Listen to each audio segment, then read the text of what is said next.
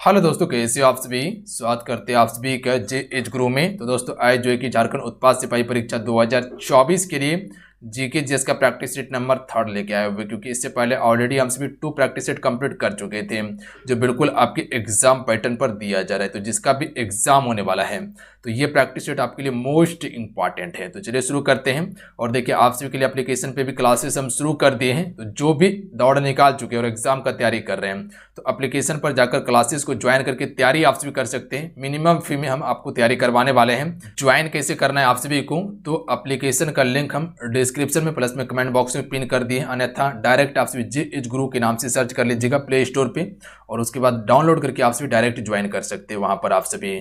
और वहां पर आप सभी को बिल्कुल थ्योरी क्लासेस दिया जा रहे हैं, तो जाके आप सभी ज्वाइन करके तैयारी कीजिए। तो चलिए शुरू करते हैं आज की इस क्लासेस को। हम फ्रेंड क्लास को लाइक करके आप सभी शेयर अपने दोस्तों में जरूर कर दीजिएगा। आइए फर्स्ट क्वेश्चन करते हैं। पहला क्वेश्चन है कि बरौनी तेल शोधक कारखाना बिहार के किस जिले में स्थित है। हालांकि ये क्वेश्चन का आंसर सभी को बताओगे कि बरौनी तेल शोधक कारखाना जो है फ्रेंड ये बिहार के किस जिले में है। अगर इन सेट में किसी भी क्वेश्चन का आंसर पता हो तो अपना आंसर आप सभी नीचे कमेंट बॉक्स में बता सकते हैं। तो राइट आंसर ऑप्शन में हो जाएंगे बेगूसराय जिले में है। ध्यान रखिएगा आप सभी किस जिले में है, बेगूसराय जिले में है। ध्यान रखिएगा। तो अगर क्वेश्चन आपसे इसे पूछ लिया जाए कि बरौनी तेल शोधक कारखाना किस जिले में है तो बेगूसराय जिले में है। अगर ये पूछ लिया जाए आप सभी से कि इसकी स्थापना कब हुआ था फ्रेंड, तो 1964 में इसकी स्थापना हुआ था। ध्यान रखिएगा आप सभी। क्लियर है। अगला क्वेश्चन देखिए, क्वेश्चन नंबर 2 है। चलिए इस क्वेश्चन का राइट आंसर बताएंगे तो इस क्वेश्चन का राइट आंसर क्या होगा। हालांकि इस क्वेश्चन का आंसर आप सभी को पता होगा। भारत का अंतिम वायसराय जनरल कौन था। चलिए क्वेश्चन नंबर 2 के लिए आप सभी राइट आंसर बताइएगा। आप सभी को पता होंगे कि भारत का अंतिम वायसराय जनरल कौन था, तो लॉर्ड माउंटबेटन। क्लियर है। लॉर्ड माउंटबेटन जो है फ्रेंड ये भारत का अंतिम वायसराय जनरल था और यही जो है कि स्वतंत्र भारत का प्रथम गवर्नर जनरल भी बना था। और सी राजगोपालाचारी कौन था, तो ये स्वतंत्र भारत का प्रथम भारतीय गवर्नर जनरल था। तो यहां कंफ्यूज नहीं कीजिएगा आप सभी। अगर ये पूछा जाए कि स्वतंत्र भारत का गवर्नर जनरल कौन था तो लॉर्ड माउंटबेटन। अगर ये क्वेश्चन पूछा जाए कि स्वतंत्र भारत का प्रथम भारतीय गवर्नर जनरल कौन था तो सी राजगोपालाचारी। यहीं से याद रखिएगा वायसराय से संबंधित क्वेश्चन पूछा गया है। अगर ये पूछ लिया जाए कि सबसे पहला वायसराय कौन था, प्रथम जो था वो कौन था, तो लॉर्ड कैनिंग था। ध्यान रखिएगा आप सभी। लॉर्ड कैनिंग जो है फ्रेंड ये पहला वायसराय था। ध्यान रखिएगा। और यही जो है कि अंतिम गवर्नर जनरल भी था। ध्यान रखिएगा आप सभी। उसके बाद ये वायसराय के पद पर आया था। पर स्वतंत्र भारत की अगर बात किया जाए तब लॉर्ड माउंटबेटन होगा। तो यहां से ये 3-4 फैक्ट को जरूर याद रखिएगा। जो क्वेश्चन पूछ लिया जाता है और कंफ्यूज बच्चे होते हैं और क्वेश्चन गलती करते हैं, तो आपको ऐसा बिल्कुल नहीं करना है। क्लियर है। अगला क्वेश्चन देख लीजिए। अगर क्वेश्चन करते हैं तो क्वेश्चन को पूरा क्लियर कर लीजिए तभी क्वेश्चन किया कीजिए। केसर का मुख्य उत्पादक राज्य केंद्र शासित प्रदेश कौन सा है। तो भारत में एक ही राज्य केंद्र शासित प्रदेश है जो कि केसर का उत्पादन करता है, वो है जम्मू कश्मीर। ध्यान रखिएगा। जम्मू कश्मीर क्या है, अभी राज्य नहीं है, क्या है, ये केंद्र शासित प्रदेश है। पहले ये राज्य था, अभी केंद्र शासित प्रदेश है, जो कि एक लद्दाख और एक आपका जम्मू कश्मीर है। ध्यान रखिएगा आप सभी। तो केसर का सबसे अधिक उत्पादन करने वाला राज्य एकमात्र कौन सा है, जम्मू कश्मीर है। अगर क्वेश्चन ये पूछ लिया जाए फ्रेंड आप सभी से कि दलहन का सबसे अधिक उत्पादन किस राज्य में होता है, तो मध्य प्रदेश में होता है। ध्यान रखिएगा। चावल का सबसे अधिक उत्पादन कहां पे होता है, पश्चिम बंगाल में होता है। तो इतना सा फैक्ट जरूर याद रखिएगा। सोयाबीन का सबसे अधिक उत्पादन वो भी मध्य प्रदेश में ही होता है। अगला क्वेश्चन देखिए, क्वेश्चन नंबर 4 है। क्वेश्चन है कि राष्ट्रीय गान को पहली बार 1911 में भारतीय राष्ट्रीय कांग्रेस के किस अधिवेशन में गाया गया था। तो राइट आंसर ऑप्शन में भेजेंगे कोलकाता अधिवेशन में। ध्यान रखिएगा आप सभी। याद रहेगा आप सभी को, कोलकाता अधिवेशन में पहली बार जो कि फ्रेंड राष्ट्रीय गान गाया गया था 1911 में। आप सभी कमेंट करके बताइएगा कि राष्ट्रीय गान क्या है भारत का। चलिए फटाफट बताइएगा आप सभी। इतना सा तो पता होना चाहिए। अगर यही क्वेश्चन आपसे से पूछ लिया जाए कि दिल्ली दरबार का आयोजन कब हुआ था, तो ये 1911 में ही दिल्ली दरबार का आयोजन हुआ था। उस समय का वायसराय कौन था, तो लॉर्ड हार्डिंग द्वितीय था। ध्यान रखिएगा आप सभी। याद रहेगा आप सभी को। अगला क्वेश्चन देखिए, क्वेश्चन 5 है। क्वेश्चन है कि संयुक्त राष्ट्र दिवस कब मनाया जाता है। कई बार क्वेश्चन ये पूछा गया है। संयुक्त राष्ट्र दिवस जो मनाया जाता है हर एक वर्ष 24 अक्टूबर को, ध्यान रखिएगा आप सभी, हर एक वर्ष 24 अक्टूबर को संयुक्त राष्ट्र दिवस मनाया जाता है। अगर यही क्वेश्चन पूछ लिया जाए कि संयुक्त राष्ट्र की स्थापना कब हुई थी, तो 1945 में इसकी स्थापना हुई थी, 24 अक्टूबर 1945 को, और हर एक वर्ष 24 अक्टूबर को संयुक्त राष्ट्र दिवस मनाया जाता है। तो इतना सा जरूर याद रखिएगा।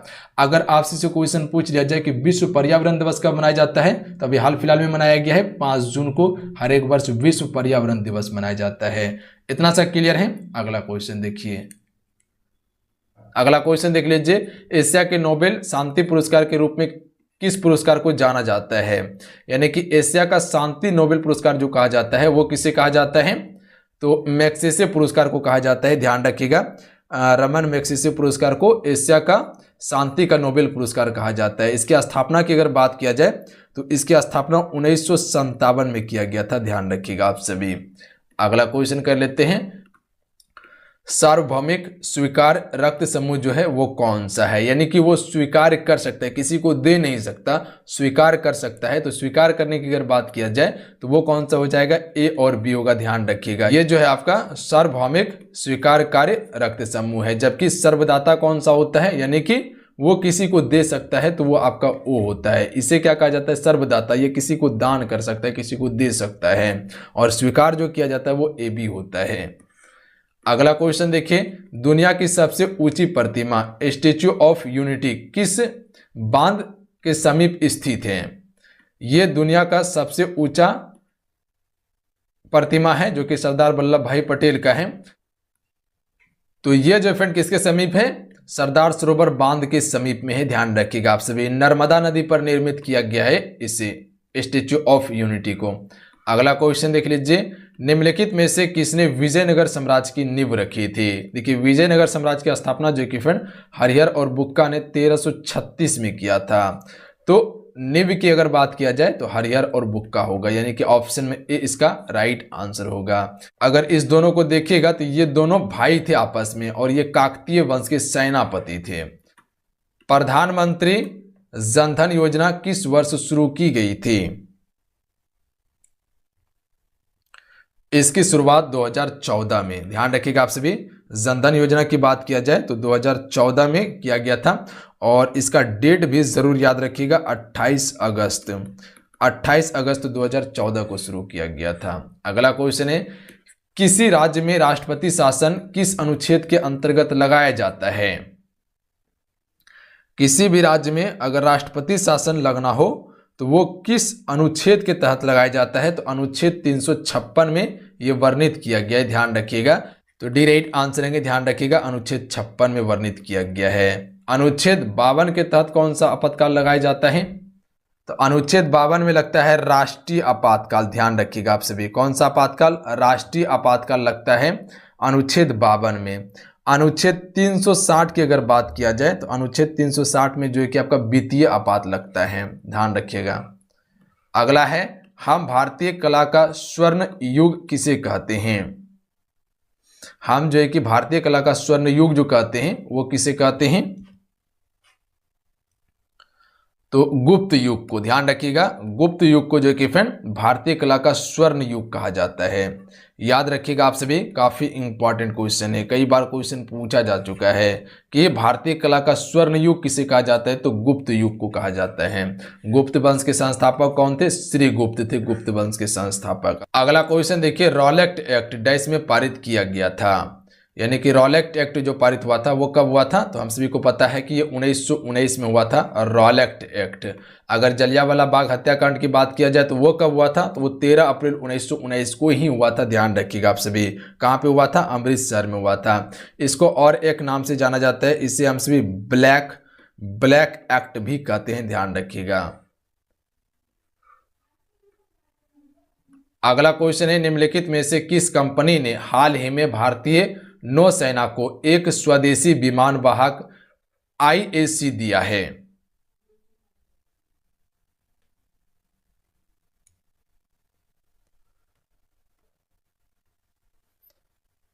तो राइट आंसर ऑप्शन में भेजेंगे, कोचिन शिपयार्ड लिमिटेड ने दिया है, ध्यान रखिएगा। किसने दिया है? कोचिन शिपयार्ड लिमिटेड ने दिया है। अगला क्वेश्चन कर लेते हैं, क्वेश्चन नंबर 15। उस्ताद जाकिर हुसैन निम्नलिखित में से किस वाद्य यंत्र से संबंधित हैं? तो उस्ताद जाकिर हुसैन जो बजाता है वो तबला बजाता है, ध्यान रखिएगा। अगला है, कोशिका में निम्न में से कौन सी पाचन थैली कहलाती है? यानी कहे तो कोशिका का जो पाचन थैली कहा जाता है वो किसे कहा जाता है? लाइसोसोम को। ध्यान रखिएगा, लाइसोसोम को क्या कहा जाता है? कोशिका का पाचन थैली भी कहा जाता है। पावर हाउस किसे कहा जाता है? तो माइटोकॉन्ड्रिया को पावर हाउस कहा जाता है। अगला क्वेश्चन देख लीजिए, खालसा पद की स्थापना किस सिख गुरु ने की थी? देखिए कुल सिख गुरु कितने थे? कुल 10 सिख गुरु हुए थे। पहला था गुरु नानक देव और अंतिम कौन था? 10वां गुरु गोविंद सिंह था।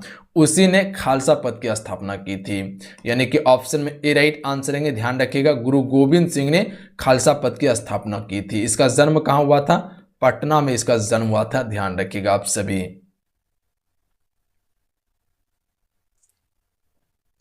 अगला क्वेश्चन देख लीजिए, सिंधु घाटी सभ्यता का प्राचीनतम स्थल कालीबंगा भारत के किस राज्य में स्थित है? कालीबंगा जो है ये भारत के किस राज्य में स्थित है? तो सभी को पता होंगे कि ये भारत के राजस्थान राज्य में है, यानी कि ऑप्शन में सी करेक्ट आंसर है। राजस्थान के हनुमानगढ़ जिले में स्थित है ये। अगर आपसे इससे पूछ लिया जाए कि गुजरात में सबसे फेमस जो है बंदरगाह वो कौन सा है? लोथल है, और ये आपका भोगवा नदी के तट पर स्थित है, ध्यान रखिएगा आप सभी। सिंधु सभ्यता का ये बंदरगाह था। डैश को आधुनिक हिंदी साहित्य का जनक के रूप में जाना जाता है, यानी कि हिंदी साहित्य का जो जनक कहा जाता है आधुनिक रूप में, वो किसे कहा जाता है? भारतेंदु हरिश्चंद्र को कहा जाता है। अगला है, डैश भारत में कथक नृत्य के या की एक प्रतिपादक थे? कथक नृत्य का प्रतिपादक जो है ये उत्तर भारत में सबसे अधिक किया जाता था, और ये जो नृत्य है कथक ये कौन करता था? पंडित बिरजू महाराज करता था, ध्यान रखिएगा आप सभी। फेमस था इस नृत्य के लिए पंडित बिरजू महाराज। तो ऑप्शन में सी राइट आंसर रहेंगे। अगला है, निम्नलिखित में से कौन भारतीय राष्ट्रीय कांग्रेस के गठन के समय भारत का वायसराय था? भारतीय राष्ट्रीय कांग्रेस के गठन के समय भारत का वायसराय कौन था? तो देखिए भारतीय राष्ट्रीय कांग्रेस की स्थापना कब की गई थी? 1885 में। किसके द्वारा? ए.ओ. ह्यूम के द्वारा। पहला अध्यक्ष कौन था? पहला अध्यक्ष व्योमेश चंद्र बनर्जी था, और यह स्थापना कहाँ हुआ था? बंबई में हुआ था, जो अभी मुंबई के नाम से जाना जाता है। तो उस समय का अगर गवर्नर जनरल की बात किया जाए तो उस समय का गवर्नर था लॉर्ड डफरिन, ध्यान रखिएगा आप सभी। क्लियर है? अगला क्वेश्चन है, मानव शरीर के किस अंग में लिम्फोसाइट बनते हैं? तो अस्थि मज्जा में लिम्फोसाइट बनते हैं फ्रेंड।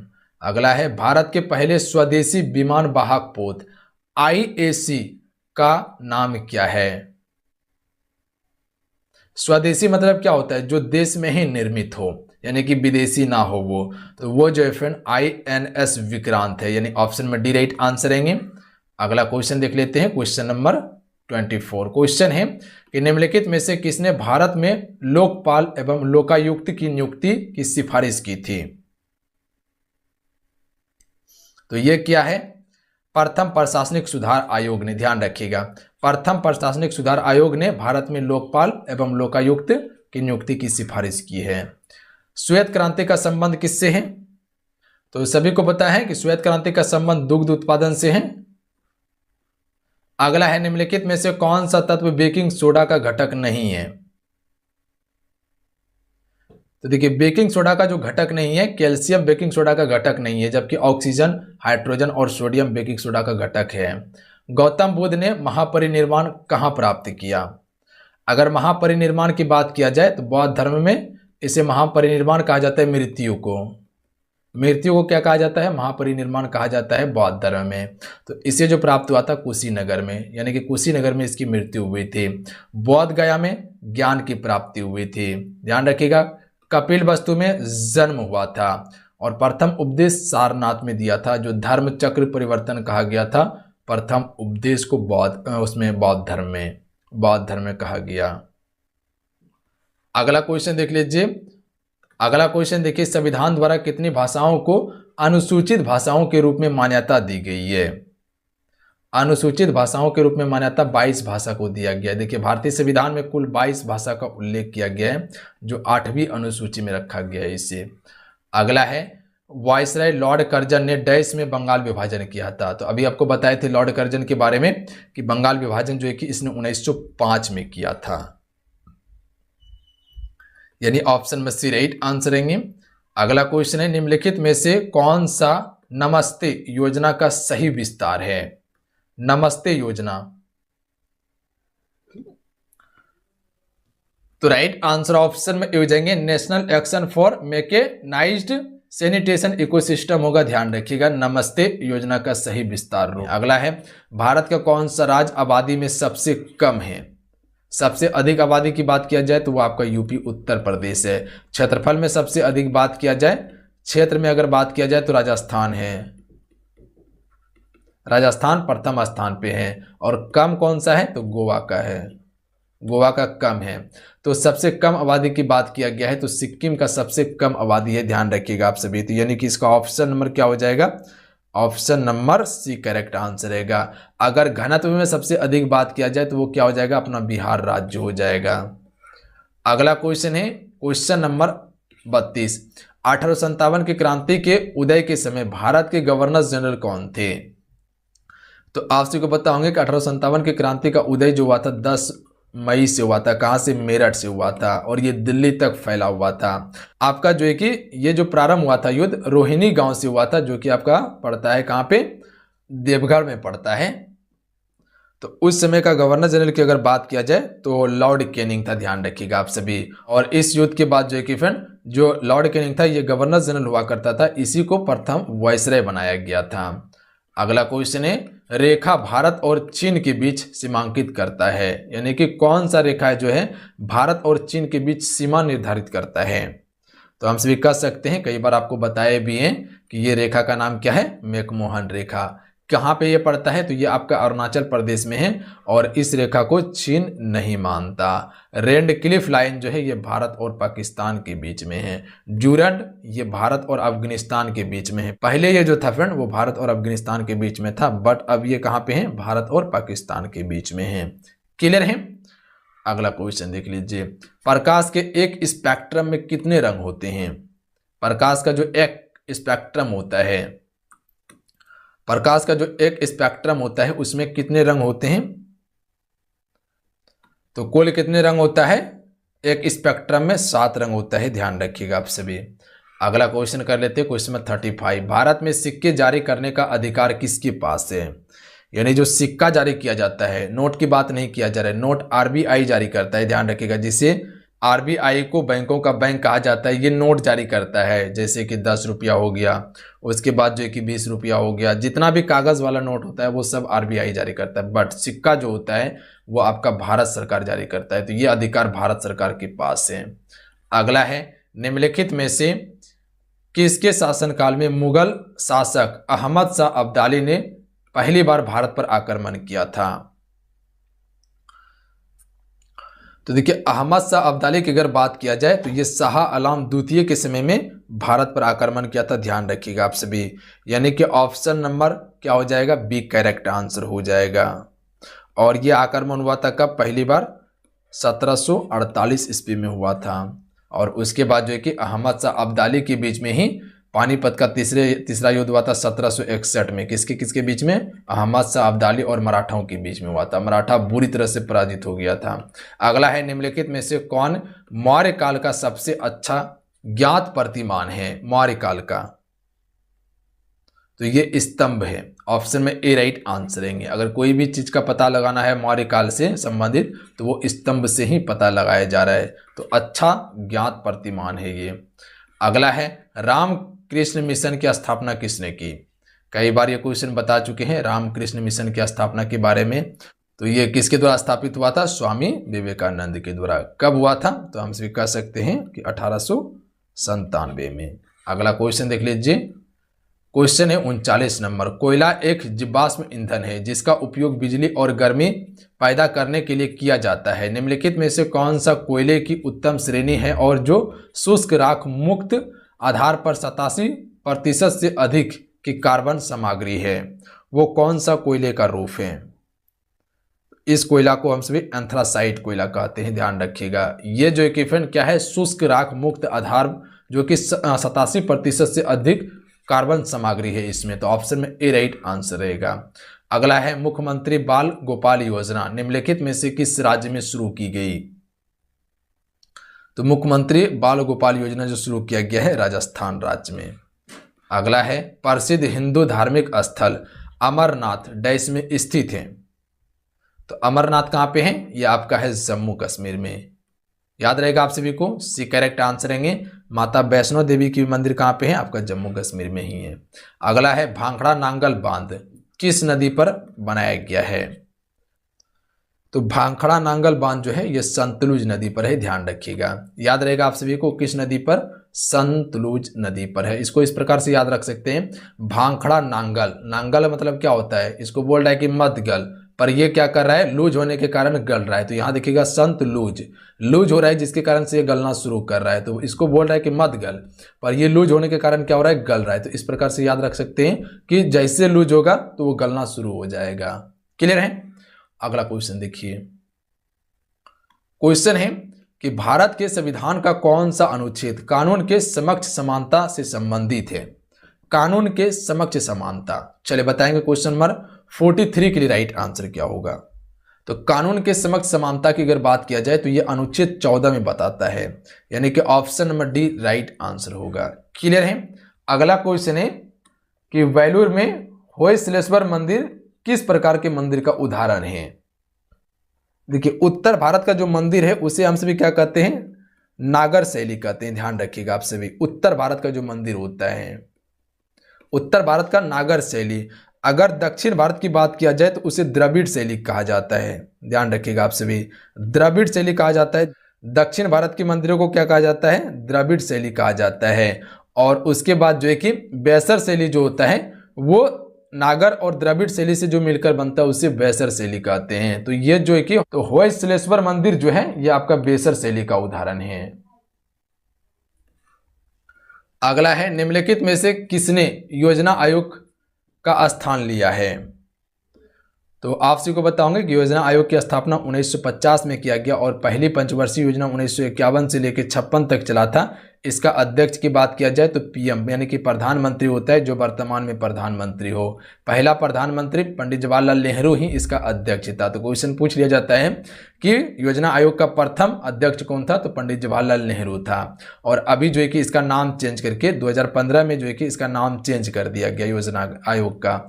इसका नाम क्या रखा गया? नीति आयोग रखा गया। तो ऑप्शन में बी राइट आंसर रहेंगे। और नीति आयोग का अध्यक्ष कौन है? अभी हम सभी कह सकते हैं कि नरेंद्र मोदी हैं, यानी कि अभी के प्रधानमंत्री इसके अध्यक्ष हैं। ध्यान रखिएगा। क्लियर है?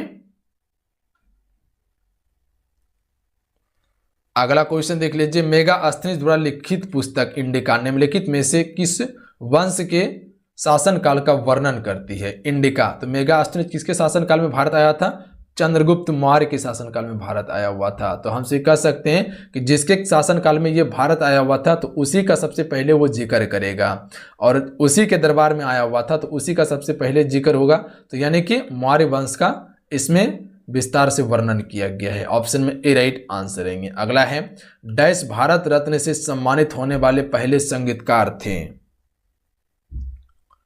तो right answer option number D हो जाएंगे। एम.एस. सुब्बालक्ष्मी को भारत रत्न से सम्मानित किया गया था, जो कि पहली संगीतकार थे। ध्यान रखिएगा आप सभी। और इसे कब सम्मानित किया गया? 1999 में किया गया था। बिस्मिल्लाह खान को 2001 में भारत रत्न से सम्मानित किया गया। लता मंगेशकर को 2009 में किया गया था। ध्यान रखिएगा, याद रहेगा आप सभी को। अगला क्वेश्चन देख लीजिए। अगला क्वेश्चन देखिए। सूर्य कुमार यादव निम्नलिखित में से किस खेल से संबंधित हैं?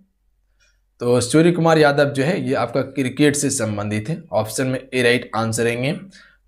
अगला क्वेश्चन कर लेते हैं। ये 49 नंबर क्वेश्चन है, 49 कर लीजिएगा इसको। निम्नलिखित में से कौन सी पेंटिंग मुख्य रूप से बिहार से संबंधित है? इनमें से कौन सी पेंटिंग जो है फ्रेंड ये बिहार से संबंधित पेंटिंग है? मधुबनी चित्रकला ये बिहार की फेमस पेंटिंग है, यानी ऑप्शन में सी राइट आंसर रहेंगे। अगला है क्वेश्चन में 50। भारत के लौह पुरुष के रूप में किसे जाना जाता है?